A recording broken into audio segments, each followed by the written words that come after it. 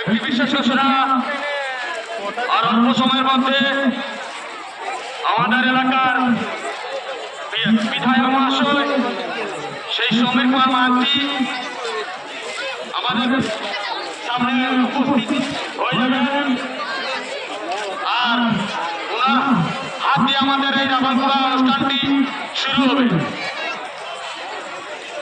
আর অল্প সময়ের মধ্যে আমাদের এলাকার